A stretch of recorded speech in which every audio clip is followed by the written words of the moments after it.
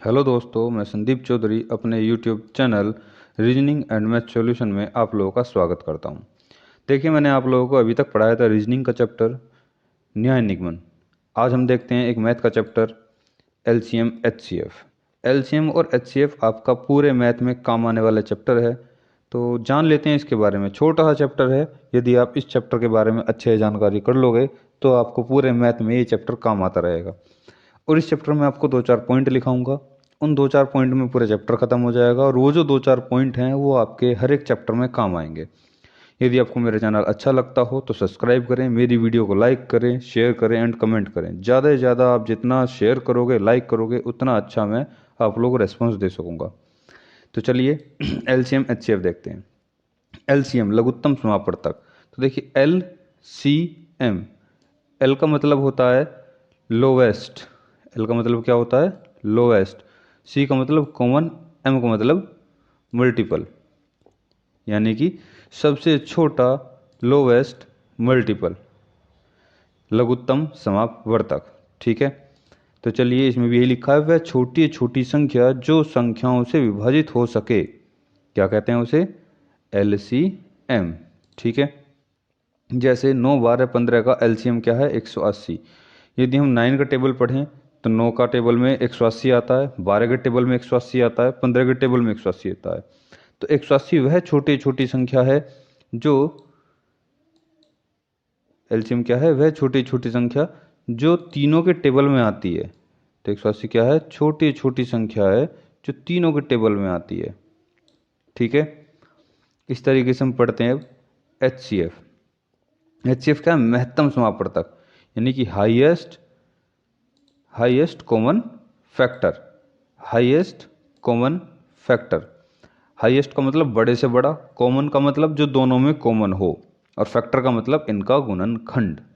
ठीक है, तो चलिए देखते हैं। वह बड़ी से बड़ी संख्या जो संख्याओं को विभाजित कर सके, यानी कि बड़ी से बड़ी संख्या संख्याओं को विभाजित कर सके, उसे क्या कहते हैं हम? एचसीएफ। जैसे कि 9, 12, 15 का एचसीएफ है 3।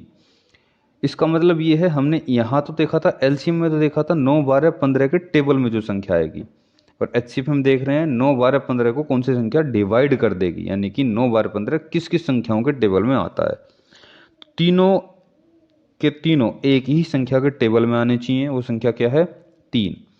तो देखिए 3 के टेबल में 9 आता है, 3 के टेबल में 12 आता है, 3 के टेबल में ही 15 आता है, और अपने आप में ये सबसे बड़ी संख्या है जिनके टेबल में ये आते हैं। ठीक है, तो चलिए आगे देखते हैं हम। तो एलसीएम, एलसीएम मैंने अभी बताया था। तो देखिए अब यहाँ क्या है, अब मैं आपको एलसीएम के बारे में समझा देता हूँ। एलसीएम है संख्याओं का गुणज। एलसीएम क्या है? संख्याओं का गुणज, जो कि मैंने अभी थोड़ी देर पहले बताया था, जैसे कि मैंने आप लोगों को निकाल के भी दिखाया था 9, 12, 15 का। अब एक एग्जाम्पल देख लेते हैं, 6, 8, 12 ये हुआ कैसे कैसे था। तो 6, 8, 12, 6, 8, 12 की संख्याओं में जो भी कॉमन होगा वो हमारा क्या होगा? एलसीएम। जैसे कि 6 का टेबल हमारा क्या है?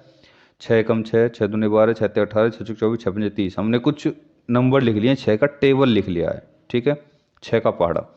ऐसे ही हम 8 का पहाड़ा लिख लेते हैं, 8 एकम 8, 8 दूनी 16, 8 ते 24, 8 चौक 32, 8 पंजे 40। ठीक है, और इसी तरीके से हमने 12 का टेबल लिख लिया है।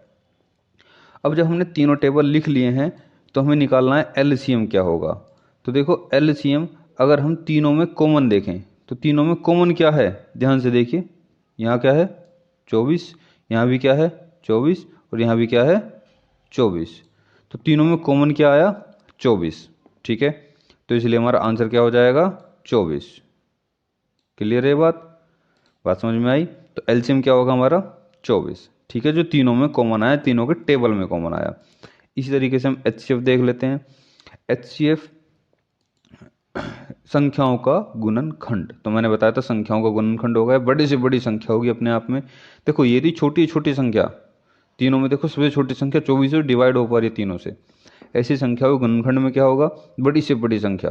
तो 6, 8, 12 ही ले लेते हैं एग्जाम्पल में। 6 के हम फैक्टर कर लेते हैं, गुणनखंड कर लेते हैं। देखिए फैक्टर लिखा हुआ है एफ, एफ का मतलब फैक्टर, तो गुणनखंड कर लेते हैं 2 गुना 3। इसी तरीके से हम 8 के गुणनखंड कर लेते हैं 2 गुना 2 गुना 2। इसी तरीके से हम 12 गुणनखंड कर लेते हैं 2 गुना 3, 2 गुना 2 गुना 3। ठीक है, आप 2 गुना 3 गुना 2 भी कर सकते हो, जैसे आप चाहो वैसे फैक्टर कर सकते हो।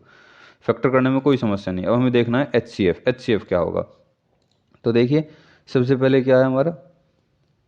6, 2 गुना 3, 8 है, 2 गुना 2 गुना 3, 12 है हमारा, 2 गुना 2 गुना 3, ठीक है, सॉरी 8 था, 2 गुना 2 गुना 2। तो देखिए इसमें तीनों में सबसे बड़ी संख्या क्या है जो कॉमन है, इसमें 2 कॉमन है, इसमें भी 2 है, इसमें भी 2 है, इसमें भी 2 है, 3 यहाँ 3 नहीं है, इसमें 3 है, तो 2 सिर्फ यहाँ और यहाँ कॉमन है, तो क्या कॉमन है 2, तीनों में क्या कॉमन है 2, ठीक है।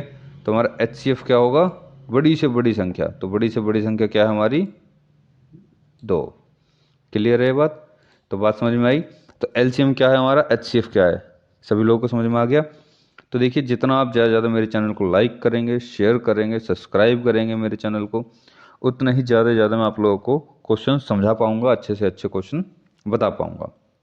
तो देखिए LCM HCF ये आपका चैप्टर है, और इस चैप्टर में जो मैं आपको पॉइंट्स बताने जा रहा हूँ अब, वो पॉइंट्स आपके हर एक चैप्टर में काम आएंगे। तो LCM मैंने आपको बताया संख्याओं का गुणज होता है, वो फॉर्मूला भूल जाइए, या वो आप उसकी परिभाषा भूल जाइए जो किताबों में लिखी हुई है, सीधा सीधा याद कीजिए, लोवेस्ट कॉमन मल्टीपल, सबसे छोटा कॉमन मल्टीपल यानी कि गुणज, हाईएस्ट कॉमन फैक्टर, सबसे बड़ा कॉमन फैक्टर यानी कि गुणनखंड, ठीक है।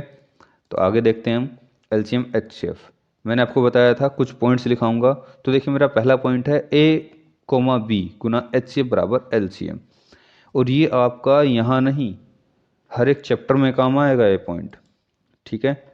A+B इंटू HCF बराबर संख्याओं का योग। देखिए A, B गुना HCF, यदि मैं छोटी छोटी दो संख्याएं लूँ, मैंने संख्याएं ले ली, सपोज 2,3, 2,3, ठीक है, और मैंने इनसे आपसे पूछ लिया और इनका HCF दे दिया, HCF दे दिया मैंने इनका आपको 4, ठीक है, और आपसे पूछ ले LCM क्या होगा, तो आप 4 की मल्टीप्लाई करोगे 2 में, 4 की मल्टीप्लाई करोगे 3 में, तो 4 दूनी 8, यहाँ लिखोगे आप 8, और 4 तिया 12, यहाँ लिखोगे आप 12, और तब इनका आप LCM निकालोगे, ठीक है। तो 4 8 और 12 का LCM कितना होगा 24, ठीक है। लेकिन यदि हम यहीं पर देख लें 2,3 गुना HCF, इसका मतलब है 2 गुना 3 गुना 4, ठीक है। तो 2 गुना 3 गुना 4 कर लेते हैं एक बार हम, तो देखिए 2 गुना 3, तो 2 गुना 3 गुना 4, 3 दूनी 6, 6 चौक 24, तो LCM कितना आया 24, ठीक है।